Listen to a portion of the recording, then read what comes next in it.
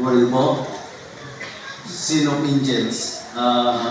Mamaya po yung mga driver kanina, sila po magpapaliwanag ng kapatid.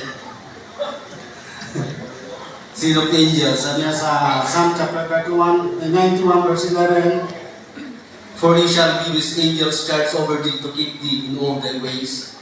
And sa verse, Matthew chapter 4 verse 6, "And said unto him, If thou be the Son of God, cast thyself down, for it is written, He shall give his angels charge concerning thee, and in their hands they shall bear thee up, lest at any time thou dash thy foot against a stone." Yan po yung temptation po kay Jesus Christ po ng devil, mga kapatid.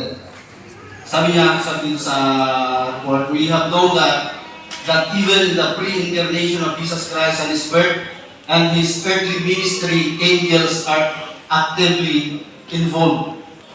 So, ang mystery part po niya, mga kapatid, ay nasa Ephesians chapter 3, verse 10. Nagsabi, "To the intent that now unto the principalities and powers in heavenly places might be known by the church." Yung church po dyan, sabi niya, which is His body. So, yung body of Christ po, mga kapatid, yun po yung manifold wisdom of God.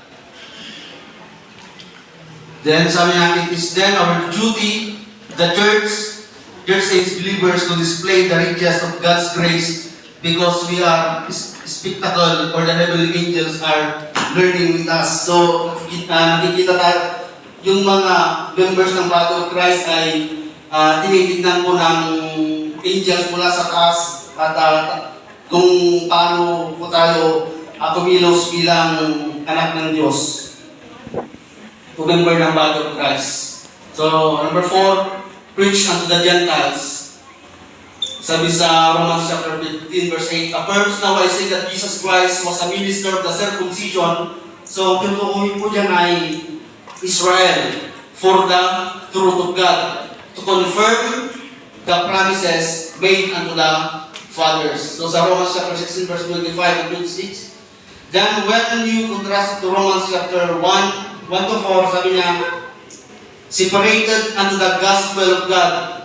Then sabi niya, "Notice that there is such a thing as preaching of Jesus Christ according to the revelation of the mystery, which was kept secret since the world began." So mayroon pong preaching according to the revelation of the mystery. Then sabi niya, the distinctive message of the church is that Jew and Gentiles alike may believe the gospel and be united together into one body.